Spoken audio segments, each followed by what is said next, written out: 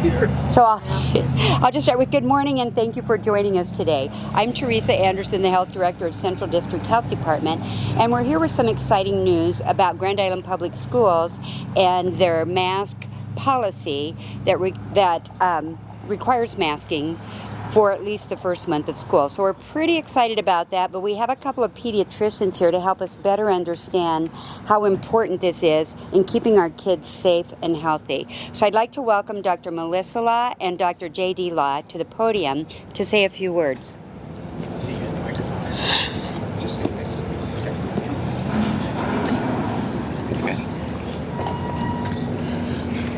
Good morning. I'm Dr. Melissa Law, and I am a pediatrician here in Grand Island. And I'm Dr. J.D. Law, her husband, and also a pediatrician here in Grand Island at the Grand Island Clinic. We take care of kids both in the outpatient setting and in the hospital. I was raised in Grand Island, and now I care for my own children here as well as the children in the community and the surrounding communities. We are all here today with a common goal, and that's to keep kids in school in a way that is safe and healthy. I'm part of a national body of pediatricians called the American Academy of Pediatrics, and this is a national group of pediatricians. And we came out with recommendations in July about returning to school this fall. And it's always been a recommendation by the American Academy of Pediatrics to be safe and have in-person learning. The recommendation is for vaccination against COVID for all who are eligible, and then along with that, layers of protection to return to school, as most kids we know that are in school are not eligible to be vaccinated. The layers of protection have included masking and distancing and frequent washing of hands and other methods to slow the transmission of respiratory illnesses. We know that these things work to slow the transmission of respiratory illnesses. Unfortunately, we've seen an increase in many viruses, including RSV right now, which isn't typical for August, as well as COVID, and especially the Delta variant. And we learn more about that every day. Just as viruses change, so must we. The particular variant seems to be a little bit more, not a little bit, a lot more transmissible than the last variants. This causes a higher viral load in individuals and probably makes them contagious for longer. And even though death is rare in kids from COVID, it can happen. And across the nation, more children are actually getting admitted to the hospital with this surge of COVID than the previous. We're starting to understand this, and we hope we know more as time goes on. At the very least, we want to keep kids in school. Let's stand as a community and work together to keep our kids safe and in school and keep our community safe. As a parent and as a pediatrician, I am so appreciative to the teachers and the GIPS school system and other schools and staff this last year that they rose to the challenge of things we've never thought that we'd be asked to do, and they kept our kids in school all year, which is amazing. I thank you guys for your support and the American Academy of Pediatrics, and we fully support a layered approach in keeping our kids safe as they return to school. We learn every day from this pandemic and from each other, and in everything we change and we adapt as we need to.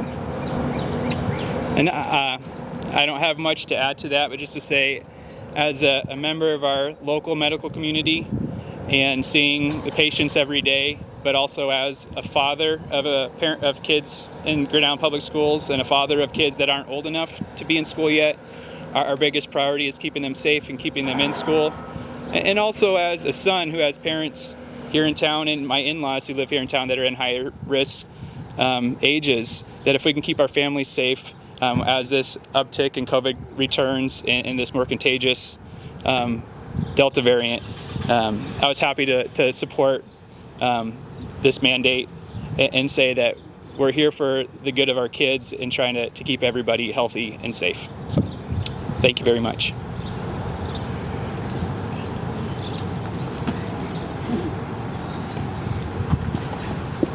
So we're very excited to have both of the Doctors Law here to answer questions for us. And I think it's really important for us to understand that the masking is a very essential piece of keeping kids safe and keeping schools open. Grand Island Public Schools, as Dr. Law said, were open all of last year, and partially because of the masking that was done in the school system. So we want to continue to do everything possible as we see this variant, this Delta variant, getting closer and closer to us. We will continue to work with all of our schools and work with them on identifying children who are testing positive, as well as staff who test positive, have them stay home until such time as they're no longer symptomatic. But it's going to take us all working together as a community. At this time, we'll take any questions. A question for either one of you, whoever wants to take this, but I know you have kids under the age of 12. Kids under the age of 12 can't be vaccinated. How does that factor into this, as you're kind of doing the math in your head of how you've worked this out with your own family? That's a great question, and we know that the vaccines have been very effective in preventing the spread of illness. And like you said, since under the age of 12 it's not yet approved, we don't have that extra layer that we have. And so we try to do everything we can, and I think masking being the most important. When we think of daycares, when they have viruses that, like, the whole daycare room gets certain illnesses right away, we could see the same thing without masks in the school of, entire classrooms, entire grades getting COVID very rapidly. And so until that is approved, and even our 12 to 16-year-old vaccine rates is still fairly low in this area of the state, we have a lot of risks if a little bit of numbers that go up could become a very great rise very rapidly. So for our family, since we can't have our kids vaccinated at this point yet, I think it's very, very important for them to wear the mask. Again, it's nothing's perfect. The vaccines are not 100%.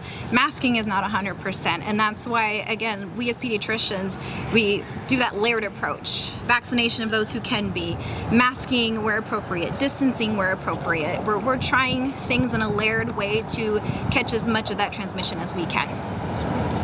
Just from a personal perspective as a parent, this is tough having to tell your kid you've got to wear a mask again. We've been able to go all summer and my kids have played Little League with your kids. We've gone to the pool. We've done those things. What's different now about, why do we need the mask now as opposed to why we were okay this summer? Maybe what do you tell parents just about, that their kids are frustrated, or maybe mom and dad are frustrated and say, I thought we were done with these things? Great question again. Everybody's frustrated, and everybody's had a stressful, long time through this. And I think the nice part about summer is that a lot of our activities are outside, and we're able to socially distance, and we're not in the confined area where we're sharing other people's kind of airspace. So we were able to do a lot of those activities safe, and our transmission rates were a lot lower. And our transmission rates were a lot lower. It's kind of been, I don't want to say bad luck, but we've had a big spike right before the beginning of school. And so, I think if we had this spike in June or May, maybe we had some of these other things get tighter at that point. Maybe our expectations were different, but I think it's hard when everybody thought, we'll take a big sigh of relief, we're over the hump, and it's better to now say, hey, hold on, we're not quite through this yet. We still need a lot of help to make sure we don't get back. We think about virtual school a year and a half ago, and for a lot of families that was very hard. For our family, that was very difficult. I think keeping the kids in school is vital and very important for them to be able to do that. Melissa, on that point, being able to keep your kids in a classroom, do you find a value in that? Would you rather be able to, if this means your kid can stay in a classroom, do you think that's worth it? I personally do. My kids do better when they're around their peers, and nationally, we know that when our kids were home, it was not as good for their well-being. We know emotional and developmental health and mental health decreased quite a bit in our pediatric population, and so having them in-person learning for most kids is important. Having them there being active and getting nutritious meals is very important for some families too. Everybody has a little bit different situation, but we as a whole, and especially for my family too, I feel it's very important for our kids to be there. And if this mask means that hopefully we don't transmit as much virus, we're not out as many days, we can learn, we can have a good environment, then I guess we will all do it again. Maybe as a parent, if I want to talk to my kids about masking and try to encourage them, because that's what they're asked to be doing, what are some things maybe as a parent you could say to your kids to maybe help them through that? The kids do well with masks. I say that this is hard because I think we all struggle with change, and I think we take for granted how resilient kids are, that they do kind of, I say, roll with the punches. But we sometimes talk about, helping others stay safe, having us do things to help our bodies stay healthy, and that this is another thing, just like wearing your seatbelt or looking both ways before we cross the street, that is important for us to stay safe.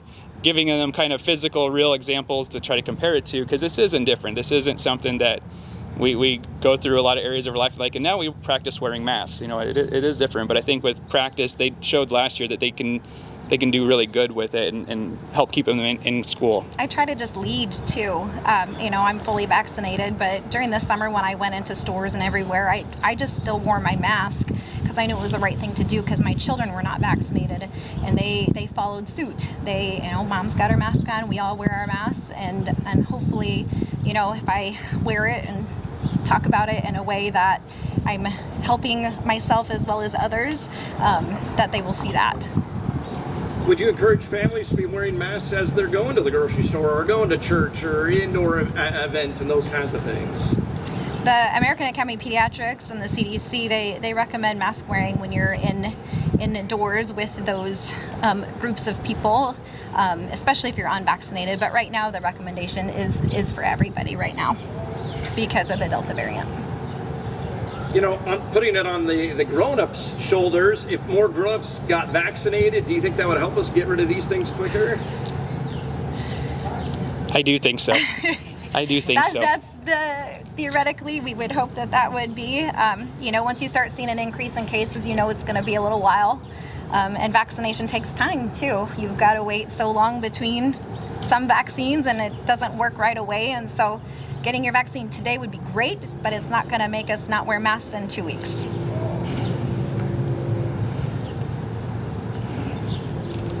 Teresa, I had maybe a question or two for you on this. Thanks, Steve. Good job. Teresa, I know Grand Island Public Schools in particular has kind of a threshold they've set for number of cases per 100,000 or something. As a district or as a county, have we exceeded that threshold? Do you know where we stand in relation to kind of that number that they're working with? So Grand Island Public Schools set up a plan, and let me start again. Grand Island Public Schools set up a plan, and they're sticking to the plan. The plan was when they reach a certain threshold for 2 weeks that they will reconsider what they need to do.